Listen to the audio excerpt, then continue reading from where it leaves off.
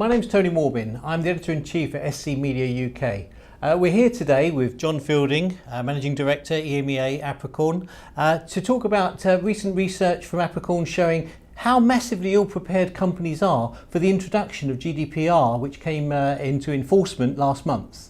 Apricorn has just had some research done on talking to IT decision makers and asking them about mobile working and its impact on data security and that's effect on compliance with GDPR. Can you explain the main findings of the research? So first of all, Tony, thank you very much for inviting me to share our survey findings. We have actually got some quite nice trends that came out of our survey. The headlines for me would be that mobile working is absolutely an accepted business practice and ubiquitous. On the other hand, there is an overwhelming acceptance that there are some various challenges that need to be managed within the mobile working infrastructure in terms of deployment of technology and educating employees.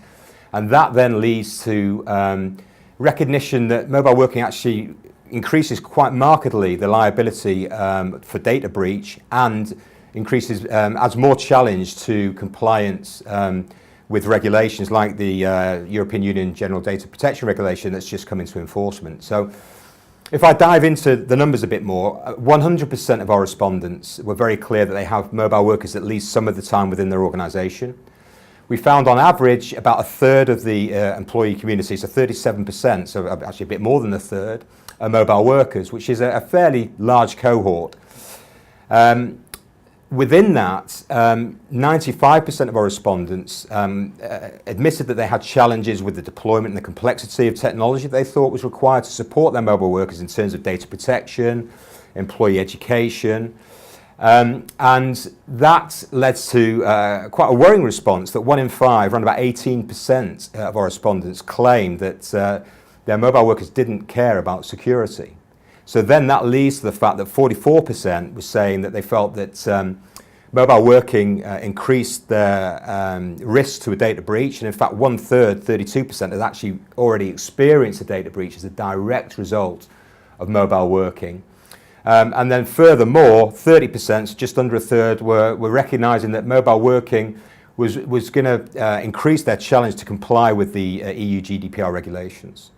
So Jon, the companies are clearly struggling here. What is their main problem? And that shocking statistic about 1 in 5 employees disinterested, and what's their issue? Why are they not engaged?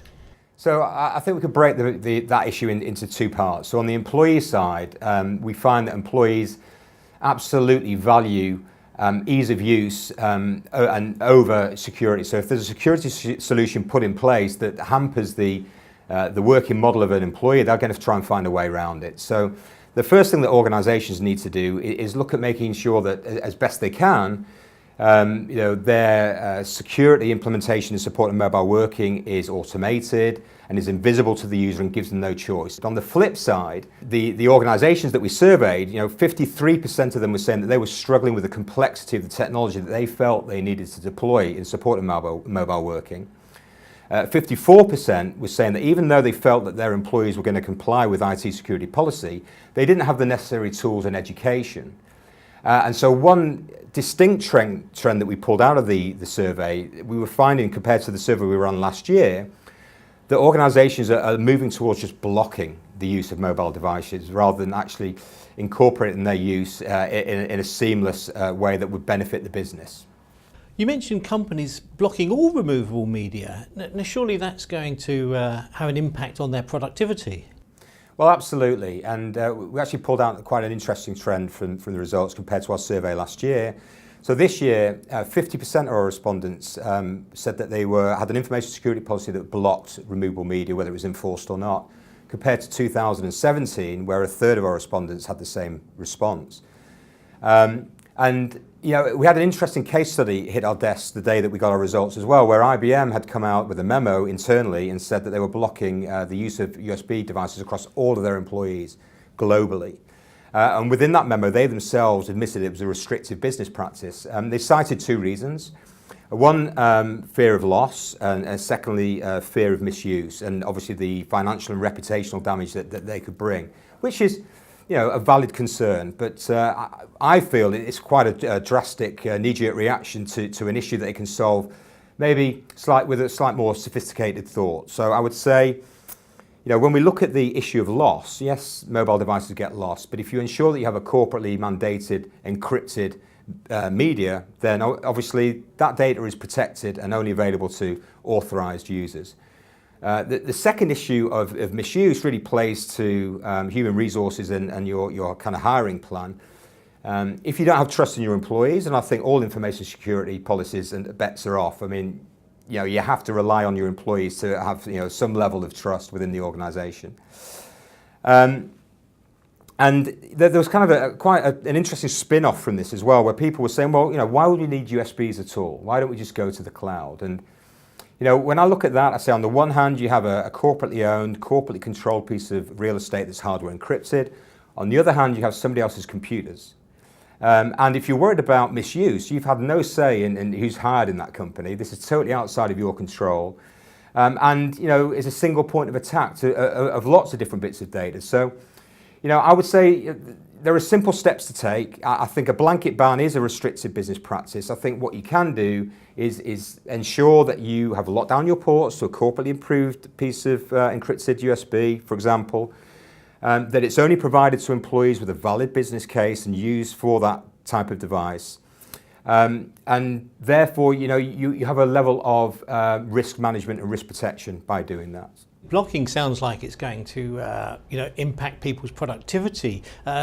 Surely, from some of the things you've said there, it sounds like there are tools in place. What are the tools, and why are people not deploying them? Is mobile working just crept up on people too quickly? So I think the issue with mobile working is, the pace of evolution of the technology that the end users have access to in terms of smartphones and tablets, etc., has outstripped, the pace and the ability of an organisation to implement technology underneath it. The organisations that we were surveying were 1,000 users and above, so fairly large organisations. So there is a process that they go through to deploy new infrastructure, new technologies. So my point would be, there are some simple steps that organisations can take to start to lock down some of the exposure that they have been exposed to with regards to mobile working. So the first thing they need to look at is protecting the data that's moving outside of the organisation, making sure it's encrypted. So maybe the first simple step is to identify a corporately mandated USB stick, to lock down the ports of the machines to only accept that stick. So then you have and you have the confidence that any data that's crossing your USB ports is now encrypted in hardware on a stick that can only be accessed by an authorized user, for example. We've now got GDPR coming in. The companies are already making mistakes, they've got breaches. What exactly is the impact of GDPR? What advice would you give to people to make sure that they're compliant?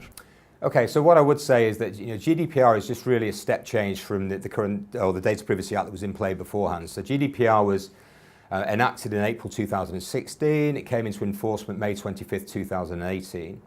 I may make myself a little bit unpopular here because I say that GDPR is a good thing. So for the man and the woman in the street, GDPR now makes the businesses who take our data that we provide them online, whether it be our financial data, our health data, whatever it might be, and it makes them more responsible for that data, and I retain rights for that data as well as the individual. So I think that's all good. So when we go back to the survey results, we found that 50% of our respondents felt that they had no confidence that they had control over the data they were collecting. Just under 50%, so 48, 49%, was saying that they couldn't be confident that they had secured data in transit, at rest, and in the cloud. And of course, we've already said that a third of our respondents had already suffered a breach down to mobile working. So, those numbers are alarmingly high, and it really looked like an accident waiting to happen from my perspective, because GDPR is all about the data. So if we have half the people that have no control and haven't got it encrypted and protected, then we have an issue. So I would say, in terms of the step forward from here, because I think GDPR will focus people's minds now, organizations, first of all, need to have control and get control of their data. So they should go through a data mapping exercise to understand the data they're collecting, the data they're processing, the systems it flows through, who has access to that data, and make sure that they are A, only collecting the data they require to run their business, B, it's only accessible by the people that need to access it, and 3, where they are collecting what is called personally identifiable information, but it's protected at all times. GDPR is non-prescriptive in terms of technology. It's a set of best practices that businesses should follow to protect this personally identifiable information, but there is a couple of articles where they do go a little bit further. So Article 32 calls for the pseudonymization and encryption of personally identifiable information. So organizations need to look at where that data sits and make sure it's encrypted at rest, in transit, and in the cloud if they're storing in the cloud. And as we said before, our survey showed that half the people weren't doing that. Secondarily, you need to look at, can you support the processes of the rights of the citizens that the citizens now have? So the things like, I can request that my data is provided to me in a portable format. I can request that you delete all knowledge of me from your system. So can you test your systems to be able to do that? I would say also you need to make sure that your policies are updated to include the new regulations and the new processes that GDPR requires to support.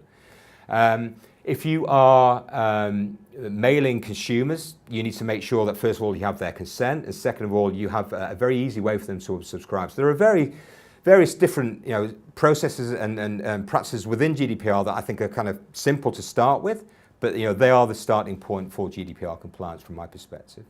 Thank you very much for sharing your expertise today and Apricorn's research. That's my pleasure. Thank you very much for inviting me.